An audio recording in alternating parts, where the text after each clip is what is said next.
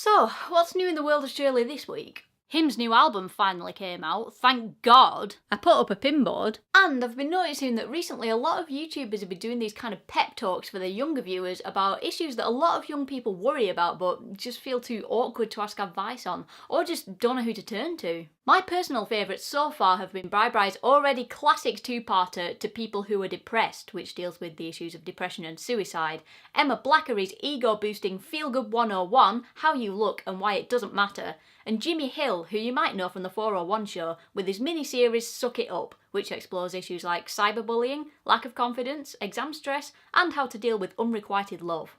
I would highly recommend checking all of those out, and a lot of other really great things like that spring to mind, like Carrie Hope Fletcher's new blog on hindsight and how there's a first time for everything. And while YouTube is usually a place for fun and Pokemon parodies and piano playing cats, I think it's great when YouTube can be used as a platform for making people feel better about things. And I know it might seem weird, but the internet is such a powerful tool these days. It's no wonder people turn to search engines instead of talking to their parents when they have a problem, especially since on the internet you can be totally anonymous, which feels much better than having to actually pluck up the courage to talk to someone. Not that that should stop you from asking your parents or teachers or friends for advice, because usually they are the ones that can help you in the best way, but for when that feels just a little too scary, or you just want someone else's opinion, the internet support group is here. So I thought I'd join in and give you guys some advice on something that I feel that I've gone through and learned enough from to share, and hopefully I can help at least one person to feel better. Today, I want to break out the L word.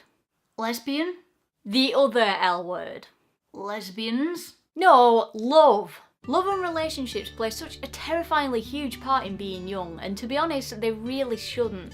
It's fine to have your first boyfriend or girlfriend and figure out all those social things, because that's kind of what being a teenager's about, but it really shouldn't dominate young people's lives the way it does. And when you are that young, it feels like the most important thing in the world, so I'm here to let anyone going through that stage know that it really doesn't have to be that way.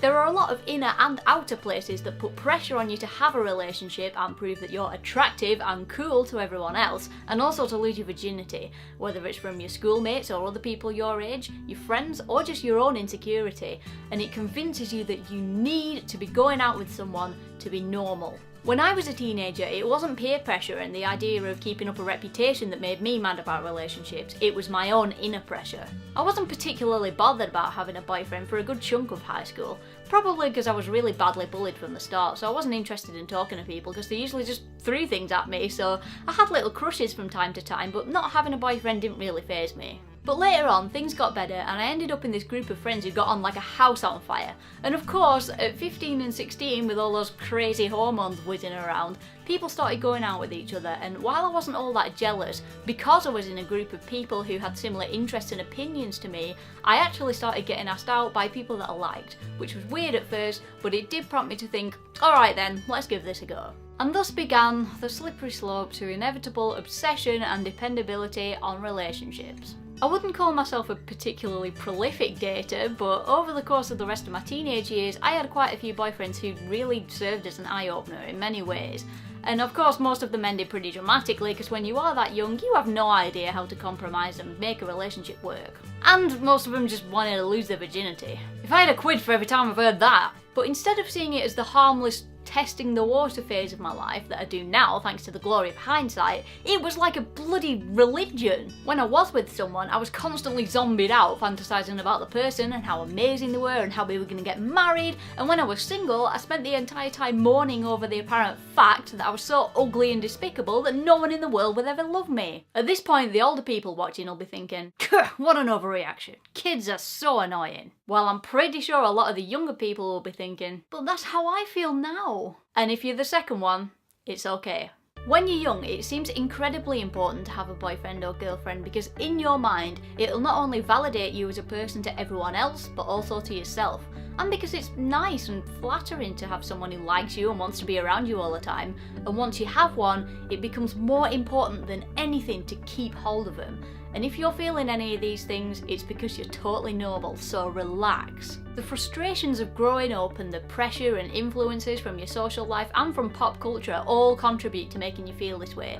And while it might seem like it's the be-all and end-all, it's really not, because your life is going to change in ways that will make you reevaluate everything. and eventually relationships will stop being the dominant force that shapes everything you do. After all the ups and downs and tears of my teenage relationships, I went to university and experienced a more mature type of relationship, which made me feel a bit more qualified to talk about romance and all that stuff, because we weren't just kids holding hands in the corridor anymore. We lived together and shared our ambitions and actively thought about the future together, which was nice. But of course, it wasn't without its drawbacks, and eventually the relationship crumbled and we went our separate ways. And while I did feel quite sad about it, something happened at the same time that changed me in a way that I thought would never happen. I just stopped craving relationships. I think everyone reaches this point in their lives where you realise that you just don't need a relationship to make you happy, and that you're probably not at the right time in your life to even make great relationships, and all of a sudden you feel totally fine with that, and that's what I did. I'd been through enough to see the ugly side of relationships and realise that the bad things can be my fault just as much as someone else's. And in order to be a good partner, I have to sort my own life out first. I mean, it's no wonder I come across as a selfish bastard. I just don't have the headspace to keep up this balancing act of figuring out where my life's going and sorting out my own problems and constantly giving everything I have to someone else at the same time, and that's not fair on them.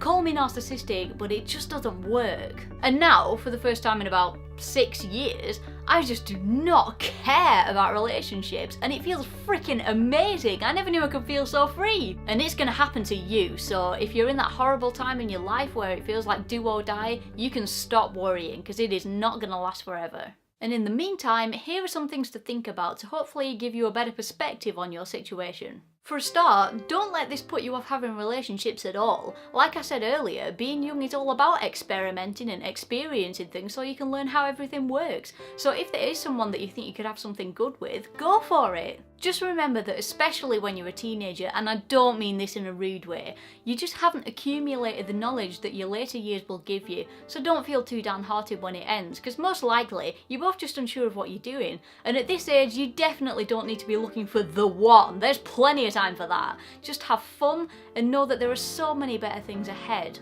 Also, I know that when you feel like you're in love with someone, nothing can convince you otherwise, but the word love is thrown around so casually these days, and when you're older and more experienced, you come to realise that your younger self had no idea what love really is. It sounds sad, but after everything I've experienced, I can honestly say that I don't think I've ever been in love.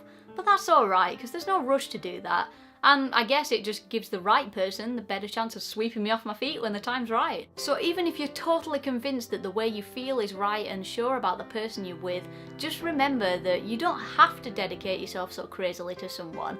And as much as you might deny it, people can turn out to be completely different to the person you think they are in the beginning. It takes a lot of time to actually get to know someone and see if you're compatible in the long run. I'm talking years, and naivety can really blind you. The last relationship I was in seemed perfect at first, but the more we really scoped each other out, the less it worked until it became apparent that we just weren't right for each other, and it took us 3 years to figure that out. Don't be so hasty to commit to someone, and remember that most of your early relationships won't work out, but that's alright, because you can't be compatible with everyone, and you can't tell until you give it a go.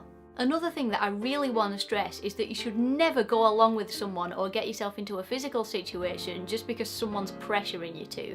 Just because other people around you are going out and having sex doesn't mean that you have to. Stay strong and be your own person. And if you don't want to do any of these things, there's no harm in saying no. If anything, it'll make you a stronger person, and other people will respect you for not just giving yourself out to anyone who asks. And finally, to anyone who doesn't have a partner and is feeling down because of it, I know it's hard to believe, but it's really not the end of the world. Just because you're not going out with someone doesn't mean that you're ugly or stupid or that no one will ever like you. It's just not happening right now, but believe me, you'll have so many relationships in the future, it's really nothing to worry about. If anything, you should enjoy the freedom of being a standalone person, and as much as you might be jealous of the people who do have partners, they're probably having a way worse time than you dealing with all the emotional drama that comes with relationships, no matter how great it looks on the surface. Just relax and know that you don't have to do anything to impress anyone. Just focus on the things that you want to achieve for yourself and your future, because you have so much time for relationships. It really doesn't have to start now.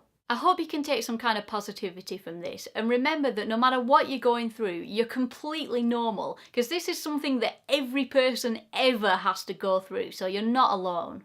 have fun, be sensible, don't be afraid to say no, and don't give a crap what anyone else thinks. This is your life and no one can make decisions about it but you. So ignore any pressure from anyone else and just be true to what you think is right. See you next week, guys.